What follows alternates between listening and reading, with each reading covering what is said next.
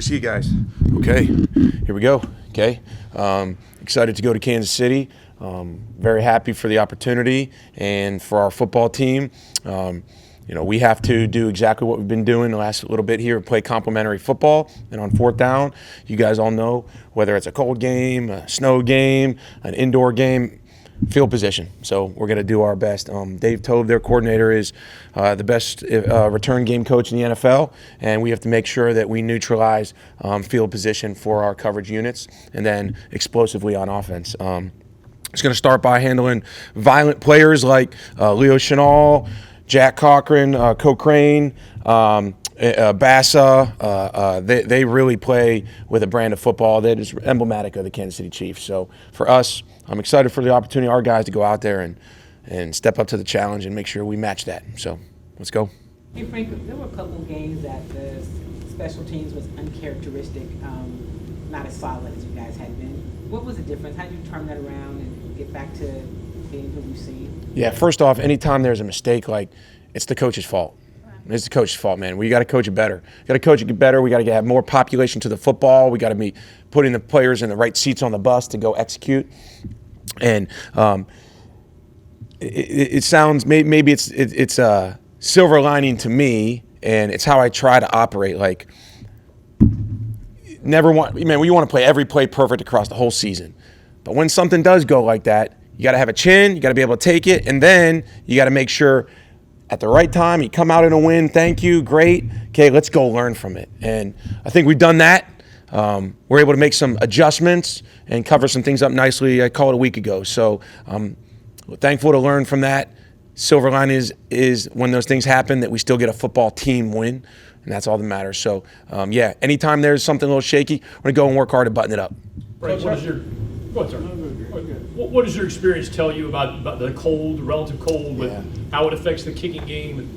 And what kind of process will you guys go through pregame to determine, hey, this is our viable range? For example, to the reference on range for for field goals for the kicker, again, I'm always deferring to those guys. Nobody knows their skill set better than themselves. That's definitely a pregame thing. Let me give you an example.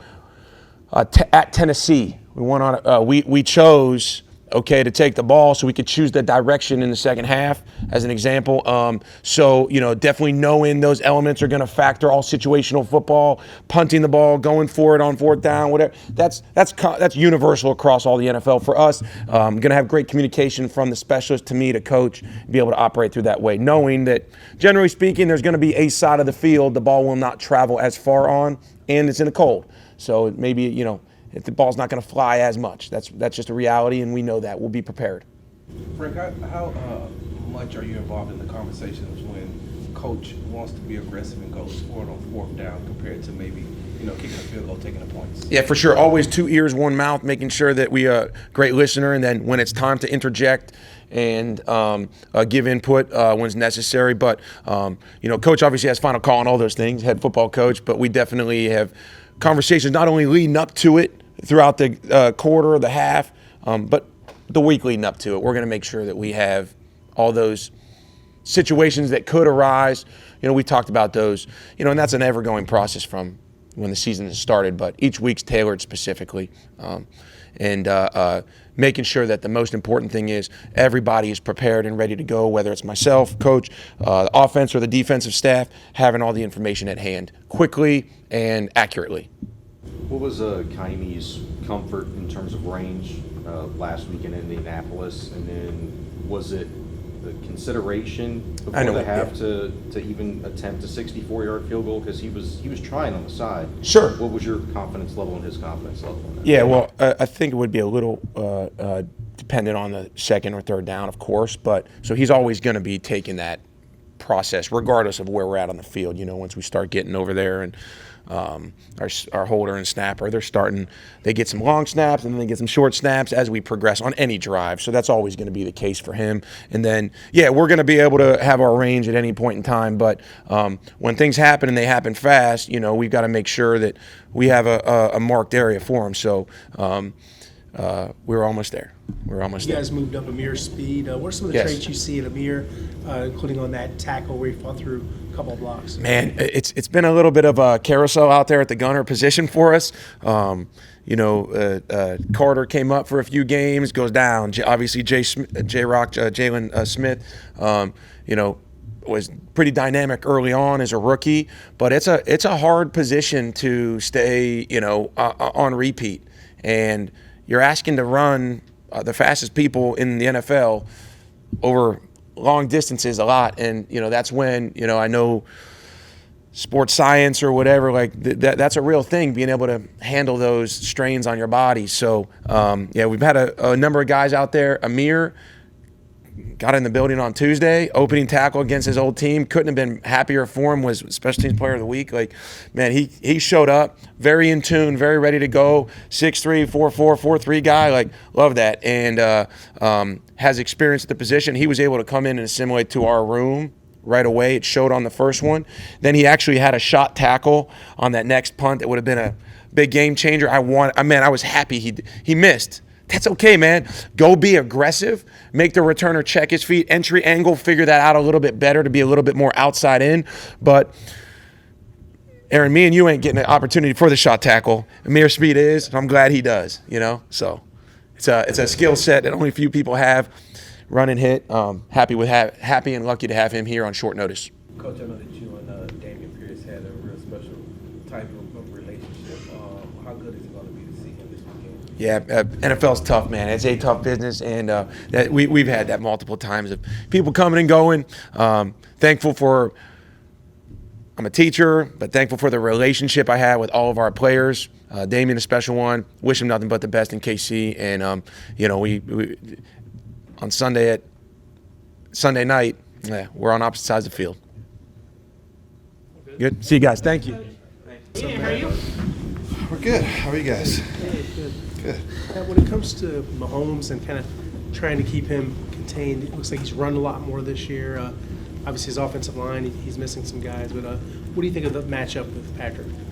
I'm obviously a supremely talented quarterback.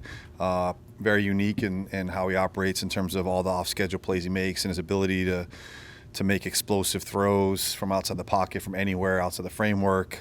So obviously a huge challenge for us this week for sure. How tough is it to lose a guy like Tim Settle? Yeah. Sad news. Tim was playing really good football for us and is having a really good season. So obviously,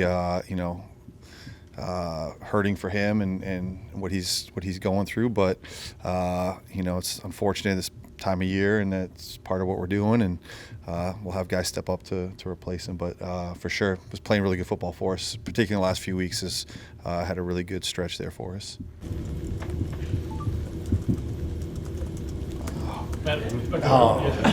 So close. It's not that easy. Part of what they've always done is the pace. One big play and then pace leads to another. How do you kind of combat that? And how much do you kind of work on that during the week, recovering from the inevitable plays that their offense will make? Why are they inevitable? I would assume they're going to complete something. All right, yeah. I don't think there's anything I think it's just, I would say the way we operate in general is just in terms of resetting after every play and focus, and then high alert just for communication standpoints. I think we've been pretty solid all year in terms of tempo stuff and being on the ball and getting in the right calls. You know what I mean? Sometimes that's just to get you kind of off balance a little bit, and I think our guys do a really good job of just sort of resetting play to play. So we have to have just awareness of we can't be talking or worrying, or our eyes got to be on the huddle and what's coming at us. And as they're getting on the ball, as coaches, we got to try to work to get the calls out to them that we want to get them in, and or have them coached up on, hey, in these situations, this is what we want to get to if something goes sideways. So we'll be ready to handle whatever we need to. I'll rephrase, if they were to make a play. Thank you. There Sure. we go. How's that? That's fair. Is there anything that Kansas City does offensively that we, the regular fan, doesn't pay attention to or recognize that makes them so successful? Yeah. I don't know what the regular fan would say. We always ask you about Travis Kelce. We always ask Yeah. we all get that and see that. Yeah, but I think that I would say that's a very unique relationship, and I think when you talk about the off-schedule plays and the scramble drill and those sort of things, I don't know how to sort of classify it. It's just different and it's unique because like sometimes you can't even tell what routes that are being run, you know what I mean? And so like when you're breaking games down, you're saying, oh, they run these routes and these concepts, like, and Kelsey's got such an innate ability to uncover and get open, and to have that paired up with a quarterback that can find them and understand where those pockets are going to be is like very, very unique. You know what I mean? Like it's just, I don't think there's anyone else in the league that operates the way they do when that happens, when the play gets going and play breaks down, like the receiver's ability, particularly Kelsey, to find the spots, and then the fact that Mahomes can find those throws and know where they're going to be. Like it's just, it's hard in terms of how you're trying to like get attached and get on guys, because they're just not like in the common spots, and how they have that connection to say like, I know he's going to be there and I can make that throw, or I know this is where it's going to show up, or where this receiver's going to be. Like we got to really work to get attached when we're in those situations for sure. Hey, Matt, you guys have had some guys go out throughout the season on defense, injuries, part of the game. Sure. But the defense continues to do what it does. I know it's next man up so much, but how does that speak to the depth or just the way that you guys kind of approach preparation? Yeah, I would say both. I would say obviously like we've tried to build a roster that has depth and that can withstand some of the stuff, because there are going to be injuries as the year goes on. And honestly, I would actually say it's a credit to our position coaches as well. Like you'd have to ask the players, but I feel like we give the same amount of attention to everybody on the roster, practice squad guys that just come into the building from other teams or whatever's happening. Like we try to do a good job of coaching everybody and dedicating time to everybody to make sure they're all prepared. So when those situations come up, it's not like a guy's just been on the practice squad for a couple months and hasn't been getting coached. So I think the position coaches do a really good job of coaching their entire groups from top to bottom and prepping everybody, because you never know what play in, play out who's going to have to step up for. So I would say it's a credit to the position coaches as well. You all didn't have Jalen Petrie in either of the two matchups against Kansas City last year. With talking about some of those off-schedule things that they kind of do over the middle of the field, how much does having him help defending against? Yeah, I mean, he's a good player, obviously, for us. So it's obviously good to have good players back for us and playing. So, yeah, I think just that core of sort of underneath defenders for us, the linebacker level, Petrie, and the safety level, like that's where a lot of that stuff's happening. I mean, our corners are our corners and whatnot, but I think having a guy with his speed and tackling ability, because again, there's a lot of it's going to be tackling in space and those sort of things. That hopefully is a huge benefit for us. To the elusiveness that you mentioned, in the way in which off-schedule plays can be so damaging. Is there any way that you can try to replicate that, or try to have somebody who could run around like that? Yeah, I mean, we just try to like incorporate some of it. I mean, like I said, I think it's a very unique style the way it happens. I mean, everybody can get out of the pocket and run scramble drills or off-schedule plays, but because of the uniqueness and trying to pinpoint how it's going to be and where sort of those bodies are going to show up and how we have to get attached to them, I think we try to coach through that, and hopefully we just have some awareness. I think it's really just raising your awareness of that, and obviously tying the rush in terms of trying to not create enough, direct escape lanes for him to get out quickly. It's going to be our challenge. Does it benefit you guys in any way, knowing you faced somebody similar who was good at that as Josh Allen? So we'll see. I'll tell you Monday morning. Is that it? All right, guys. Sure. Thank you. Nick, when it comes to Spags, what are some things that you see from him that may be unique compared to some other defensive coordinators? Yeah, I mean, he's very multiple, aggressive. He's been doing it for a long time, experience, and I think that his guys are coordinated, disguises, stunts, pressures, etc. Does a great job. Going back to the last game, the next to last offensive possession, going for it on fourth down. D'Amico said that he liked to push on third down, and he wanted to go for it on fourth down. I think the phrasing he used was "run it again." Did he say we'd like the same play again, or he wanted you to get that yard? Yeah, we were talking about the same play. I mean, we had success on the first two. Thought we had a good push, actually, on the third one. They marked it short, and is what it is. So had confidence to go out there and do it, and unfortunately we came up short on that. How did you come about developing that play and deciding on Cade for that role in that situation? I think Kate had history doing it, dating back, at least working through it at Ohio State, and always have researched that for a couple of years. And we had a lot of guys that have done the same thing on our staff, so it's kind of where the origin, I guess, the genesis of it was for us, and just trying to find an alternative way to give us an opportunity to convert a first down, really. And Kate had experience with that too. What do you see as kind of the key to that play being a successful play consistently? Yeah, I think you gotta be able to have good pad level. You gotta have good inertia and surge off the initial wave on the line. You gotta be able to find the soft spot and be able to press and push. So at the end of the first half, I know JJ was on the broadcast. He said he didn't understand the plan. What was the plan there? yeah, the plan was to end the first half with points, and just not dissimilar to the week before in Buffalo. Similar situation, timing-wise, may have been a little bit different in terms of seconds or whatever, but to be able to, get our drive started, we were going to be in our normal mode, and then we were going to kick it into our 2-minute mode. We didn't convert the third down, so I think that might have altered the approach from there, unfortunately. Didn't execute. First play, I think the confusion is after the first play, it was 41 seconds from the next snap, and then you ran a play and it was 25 seconds. So is that executing the plan as like 41 seconds? I would say this: the first one, the first play, we're going to be in our normal offense in that situation. Every situation's different. We did, and then relative to that second one, had an opportunity hopefully to get to the sideline. I could have probably done a better job, maybe given in hindsight a better play than obviously to not gain enough yards and not get out of bounds. So if I could go do it back again, I certainly would on that second play. But ultimately, we were going to start in a normal mode and go from there when we felt it was time to go do that. So the 41 seconds is just according to plan? Yeah, normal operating procedure in terms of huddle operation. What are you seeing from this offensive line? Why are they starting to finally have success with this unit, and what took us so long to get to these guys, you think? Yeah, I think they've continued to get better at just fundamental football. In the run game, I think our double teams and combinations have gotten better and improved steadily. And I think just time on task, time to settle in with the guys that are in there now, just more time at doing it, honestly. We've improved on that. I think in terms of the pass protection, the cohesiveness, starting with the communication and being on the same page, those guys have done a really good job of just working together, communicating so that we're all coordinated in terms of our distribution in the pass pro. So when you couple that, run game, pass protection, I think we've made some strides. We still gotta make some more strides, but I've been pleased with the improvement from that standpoint. We get a lot of extra work at practice, do a lot of stuff fundamentally in terms of blitz pickup, et cetera, and I think it's starting to show improvement at a good pace. We just got to make more. What's the crowd preparation for the atmosphere at Arrowhead, and how vital is it you guys avoid those pre-snap penalties? Yeah, clearly you want to avoid all the pre-snap penalties, but it's a hostile environment. You crank the music up as loud as we can possibly do it. You try to make it as hard as you possibly can in practice.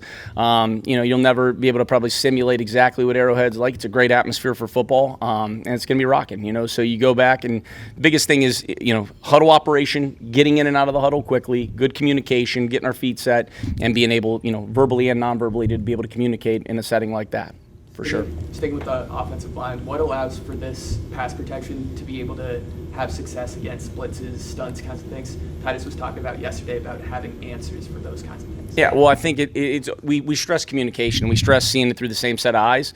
It starts with our mic point and our declaration, and then everybody else being able to communicate and know exactly what we're doing. Leave nothing to chance, communicate, and then be able to make our calls accordingly. We want to protect inside out, and we we take a lot of reps in terms of blitz pickup, stunts, pick stunts, games, et cetera, like that.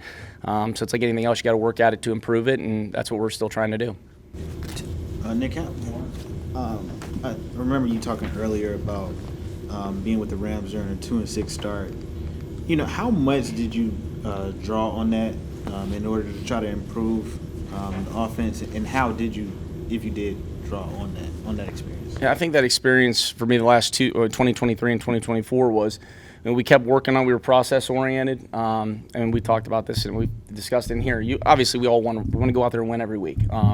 But in terms of having a clean process, being able to clean up mistakes, being able to practice and focus, you may fail fundamentally on a certain play or a technique, but if your process is right continuously and you're willing to improve and you're willing to learn and work at it, you can make steady improvement. And that was what I took from that. We continually tried to refine and clean up mistakes throughout those years, no different different than what we're doing now. And, just like here, we had coachable guys that took coaching, coaches that, no one had any egos here, no one had any egos there, where you want to sit there and find out what you can do best, what can work best for your guys, and you try to put your best plan forward to help that, and you're in it collectively together. And as long as you continue to work and eliminate mistakes and, build upon the stuff that you do well, I think you'll show improvement. And that's what I think, that happened in 2023. That's what's happened here. We have guys that care, they're coachable, and we're all trying to grow each week and just be better versions of ourselves here moving forward, all of us. So that's what I took from it. Just have our process, understand what we have to clean up, and there's plenty of that we still have to clean up, and we can. We just got to continue to move forward with it. Like, when you see yourself losing, like, is it difficult to stick to the process instead of trying to change things how they are? No, it's not difficult to stick to the process. Sometimes you have to adjust and you have to alter your course, or it might not be, whether it's schematically or something you may have to do a little bit different pertaining to who you got. You adjust that, but in terms of being honest, looking at it and lifting up the hood and seeing, what are the issues with things? How do we improve them? Can we improve them in certain situations? And if you can't, then you got to find alternative ways to do it. And you start there and you go forward and you put your egos aside. And when, everybody wants to do what's best for the team, and that's what we got a group of guys here to do. So no, and I think we've evolved throughout the year, from start to, till now. And, I'm sure we'll continue to as we get going, whatever's, unforeseen out in front of us. Along those same lines, during the in-game process, as far as what you see and what Davis see or what CJ see, how do you all make those type of in-game adjustments like that, especially if you all are seeing two different things? Well, we communicate, we don't ever take for chance that we are seeing two different things. I hope we're not, if we are seeing two different things, we discuss it and we arrive at a solution. But every time we come off the field, we're going through our series, we're going through, the calls, the front structures, the coverages, the execution or lack of execution, and what the reasons for that are. And you try to chart your course, make adjustments, clean things up, communicate with the staff, with the players, to be able to put ourselves in the best foot forward, to go out and take the field and rid ourselves of maybe some mistakes that had happened, to try to clean some of those things up. But it all starts with communication and just transparency and being on the same page. And and we are. It doesn't mean somebody might see something that's different here or there, and we talk about it and go from there. But it starts with communication. Players, coaches, everybody on the same page. What is there were times last week against the Colts where they were doubling Nico, and it looked like times we were using that to free some other guys open. What's kind of the balance of trying to use that to free other guys open, but also still wanting to call plays to get the number one receiver the ball? Yeah, sure. Well, I think you go into it and you're not sitting there trying to necessarily make anybody a decoy. We try to put together a plan that gives, our players opportunities to go out and have success. Nico's a very important person and player to our, obviously, organization. So, but we also feel that guys that are in the other, eligible spots to be able to catch the ball, you're also putting everybody in the position that we feel utilizes their strengths, skill set, based on personnel group, et cetera, style of play, whether it's pass types, et cetera. So I think those are the biggest things, is trying to not have a one trick pony at one spot and then you don't have a viable option. Try to have pure whether it's a pure progression with backside complements. So if you're off your first and second read, you have things that you like pertaining to the coverage structures that you're going to see in the passing game. So we're always mindful of that when we build the plan. And I think it's a testament to the skill players. And we've got a deep receiver room, tight ends, backs that have all contributed, all those guys, and obviously the quarterback, CJ, done a good job really distributing the football and being disciplined. What is Dalton Schultz's, what is his impact on this offense? Maybe not just on the field, but in the meeting rooms and everything else? Yeah, he's a pro. He's smart. He's extremely savvy. He understands the big picture. He sees the game through the lens, the big picture lens, not just in the call it tight end box. He's one of the smartest players that I've had an opportunity to work with. I have a lot of respect for him. He cares a lot. He works really, really, really hard. He's here early. He's here late.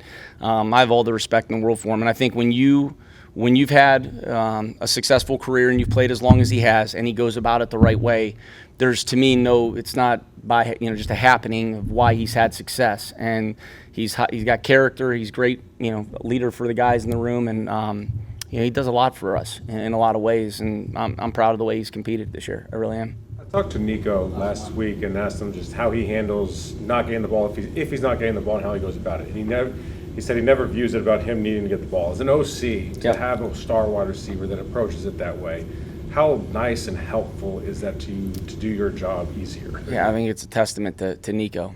He's a great teammate. He's extremely unselfish. He's a great player.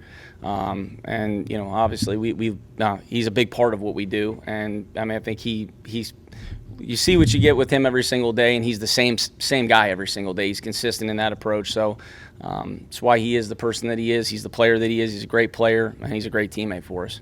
Thanks, yeah, thank you guys. Thank you.